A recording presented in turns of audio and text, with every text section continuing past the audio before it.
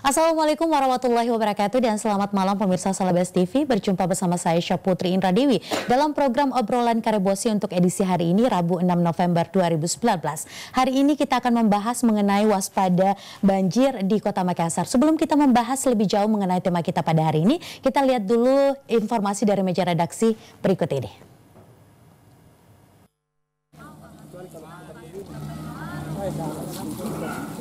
Banjir salah satu masalah yang sering terjadi di Kota Makassar, khususnya Makassar bagian timur. Hal ini dikarenakan wilayah tersebut adalah wilayah paling rendah di antara beberapa lokasi di Makassar. Berdasarkan data BPBD Kota Makassar, terdapat 4 kecamatan yang rawan banjir, yakni Kecamatan Manggala, Tamalan Rea, Piringkanaya, dan Panakukang. Pengamat Tata Kota Universitas Bosowa Makassar, Jufriyadi mengatakan, untuk mengantisipasi banjir di sebagian wilayah Kota Makassar, dirinya menyarankan kepada dinas terkait untuk membuka kembali Master Plan Drainase Kota Makassar. Menurut Jufriyadi, drainase yang sebelumnya ditutup harusnya dibuka kembali, sementara wilayah yang tidak memiliki drainase agar segera dibuatkan.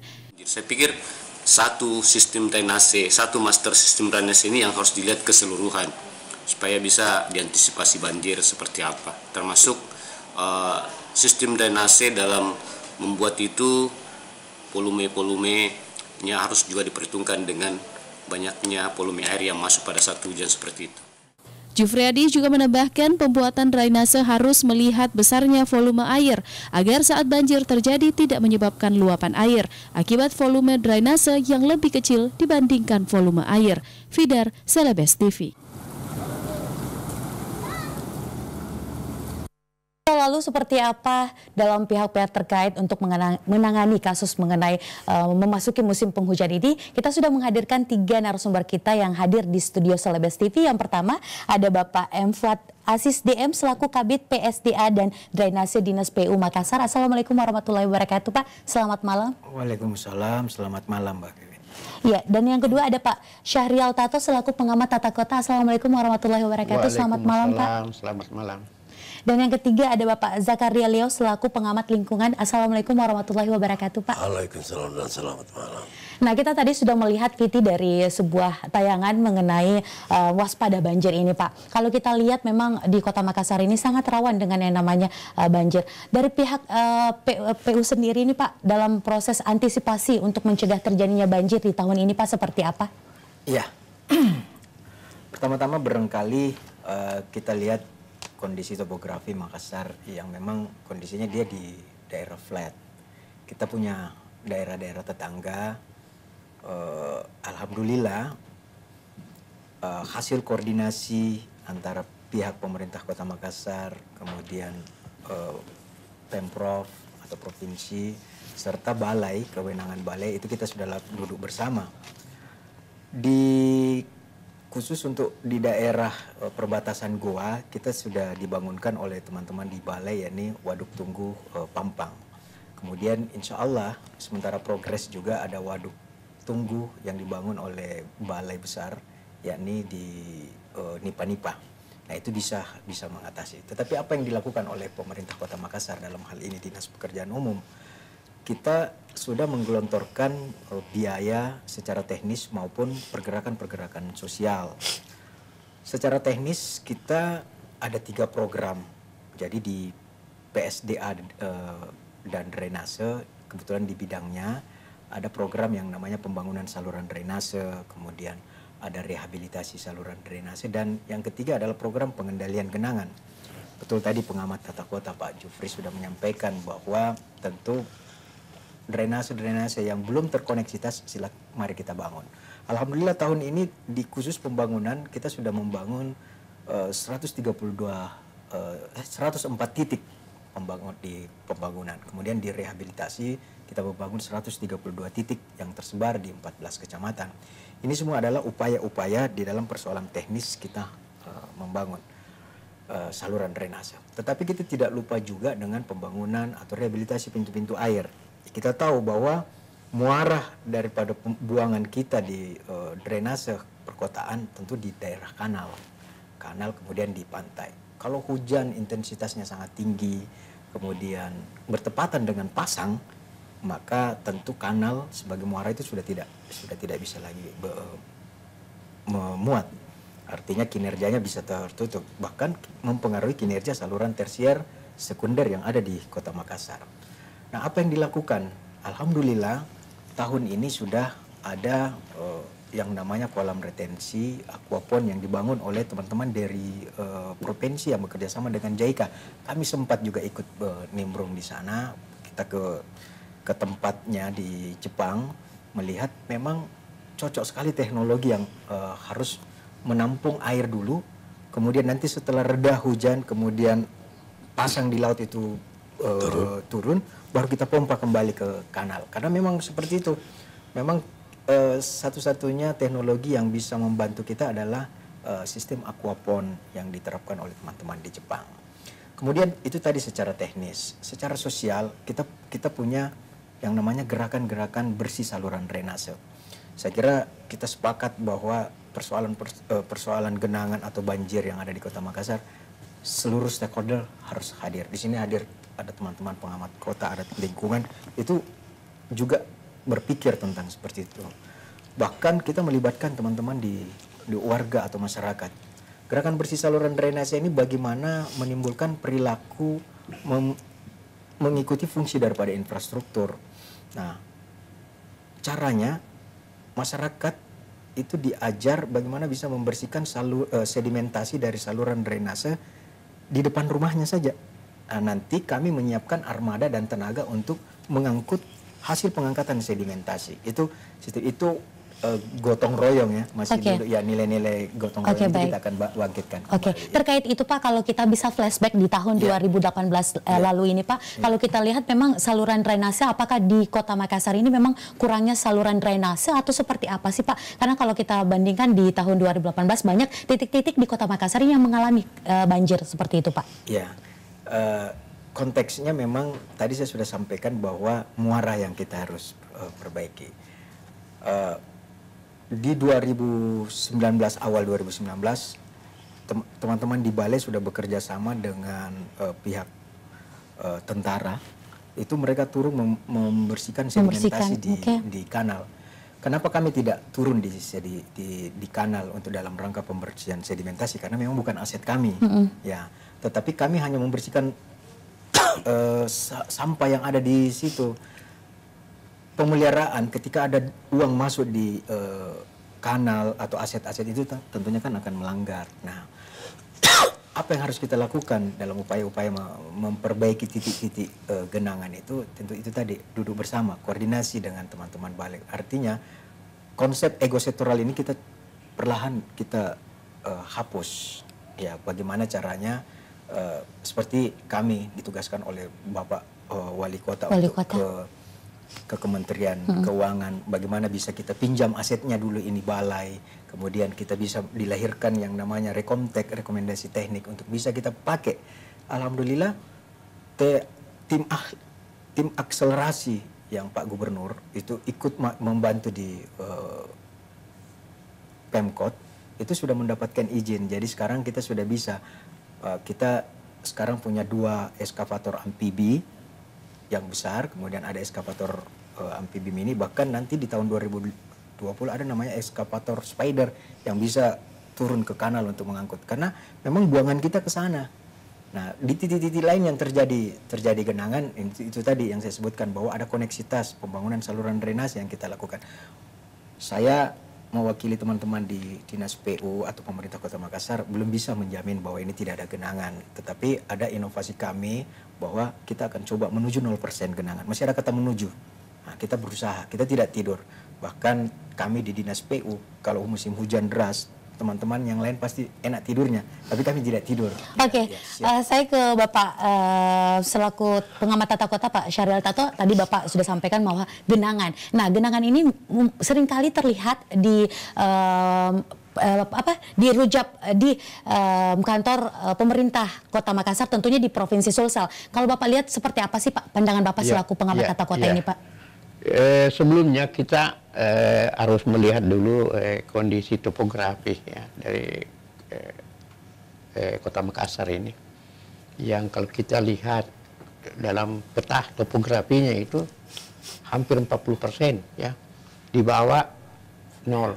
Flat. Jadi ada elevasi 0, bahkan ada sampai 3, min 3 ya. Iya, Pak. Kemudian ada yang lebih di atas, mungkin juga sampai 3. Nah, kondisi elevasi ini tidak menguntungkan.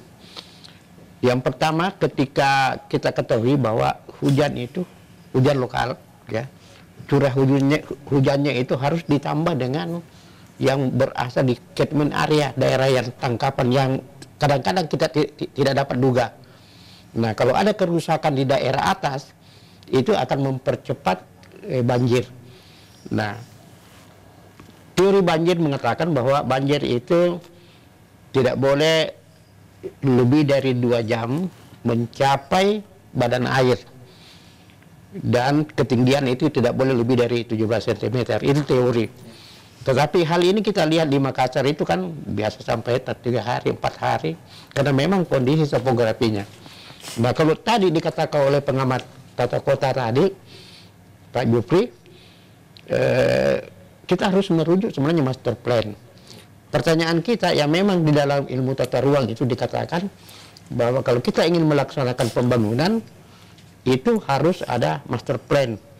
Master plan-nya juga tidak bisa kita lihat menyeluruh, tapi kita melihat daripada bahagian-bahagian wilayah kota yang kena banjir. Jadi kita mungkin bagi atas bagian-bagian wilayah kota, master plan-nya menjadi sub master plan yang mungkin kita tangani secara periodik. Tapi yang paling penting di sini adalah peran serta masyarakat. Ya. Kita tahu bahwa di drainase kita ini kan ada yang umurnya sudah tua, ya. Kemudian ada yang justru kena tuanya ketika terjadi hujan deras, dia juga ikut runtuh. Kemudian yang lain lagi adalah saya pernah lihat satu terapan yang dengan memakai kantong-kantong pasir itu. Oh, iya. Tidak musim lagi kita, begitu kita menggali, kita tumpuk di pinggir jalan, kemudian kita harapkan dinas daripada drainase ini untuk mengambilnya, itu tidak musim lagi demikian. Jadi mestinya per master plan. Peranan daripada unsur di bawah, yaitu masyarakat dengan lurahnya, itu harus menjadi satu tim. Bersinergi tentunya, ya, Pak, ya? Bersinergi untuk melakukan yang namanya penanganan banjir tersebut. Nah, saya sangat optimis sekali ya. Saya lihat ini persiapan pemerintah Kota Makassar, bukan karena ada beliau ini saya puji-puji, tapi saya melihat di beberapa daerah yang terdeteksi banjirnya cukup tinggi, itu sudah dilakukan. Sudah ditangani. Ya. Bahkan penggantian drainase yang dengan model dipasang saja langsung itu bisa. Ini begitu juga briket ya, begitu juga kalau kita mau mau bersihkan mudah sekali. Briket yang pecah itu bisa kita ganti dengan secepatnya.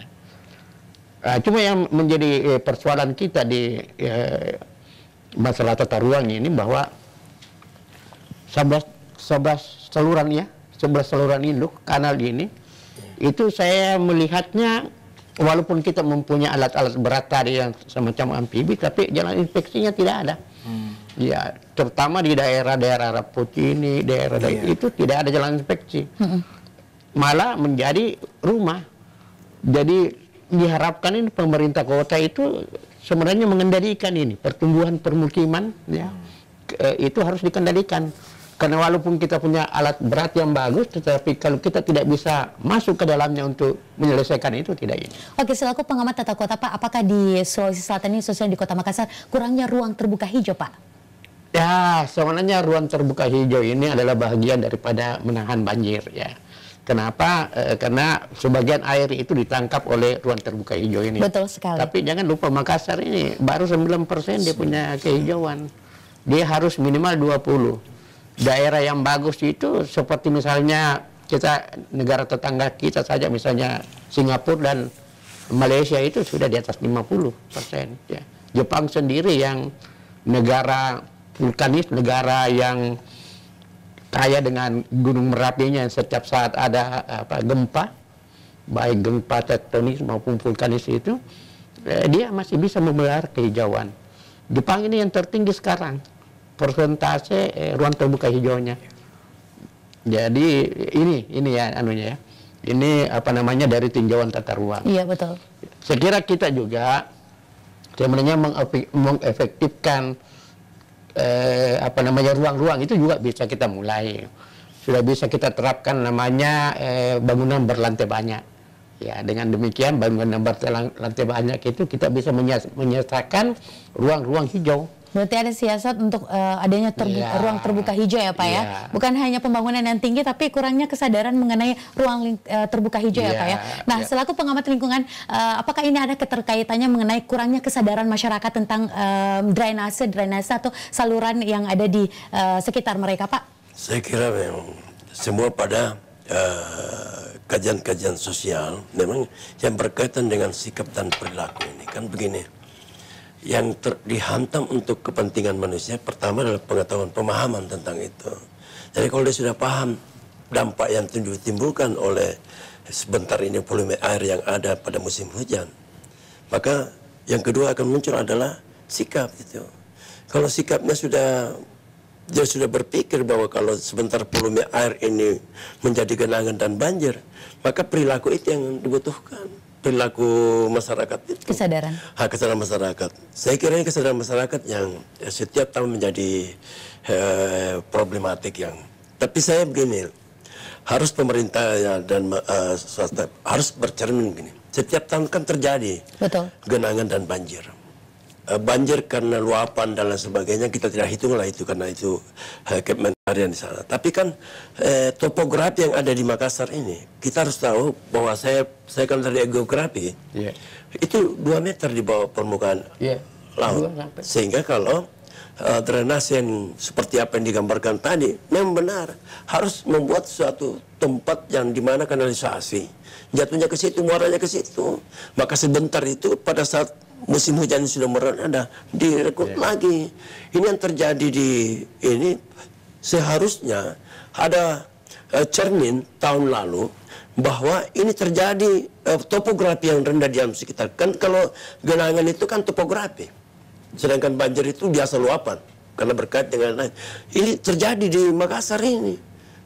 Pertama, makanya multi semua kepentingan yang ada di dalam termasuk pemerintah, masyarakat, dan swasta ini intervensi pembangunan pemukiman ini termasuk pemukiman dan pembangunan apa saja ini tidak melihat areal kawasan itu bahwa akan mendampak. Taruhlah dia kasih tinggi di daerah sini tapi kan menjadi rendah lagi suatu tempat yang lain terjadi genangan lagi termasuk dengan penebangan pohon. Makanya tata kota itu memang harus dibuka itu apa namanya itu kita-kitanya ya apa ya itu master plan-nya harus dibuka dan itu dasarnya karena saya melihat di Makassar ini ya begitulah kemungkinan karena setiap 5 tahun terjadi ya pergantian pemerintahan siapa lagi yang memerintah mungkin tidak connect tidak berkesinambungan maka dari sisi lingkungan ini menjadi catatan bagi kita. Makassar ini harus ditahu asal dari Maros jatuhnya di Makassar, di Goa juga jatuhnya di Makassar. Makanya drainase ini bingung dia. Mau berdasar administrasi harus belok dari perbatasan Pak ya, ke Goa. Tapi kalau mau terpadu silakan cari tempat yang rendah. Iya. Goa enak saja itu karena dia kemiringan. Maksudnya ke Makassar kan begitu. Ya. Saya kira itu yang menjadi baik Pak. Dan pemirsa kami akan kembali dengan tema kita yang cukup menarik dibahas usai jeda. Tetaplah bersama kami di obrolan Karebosi.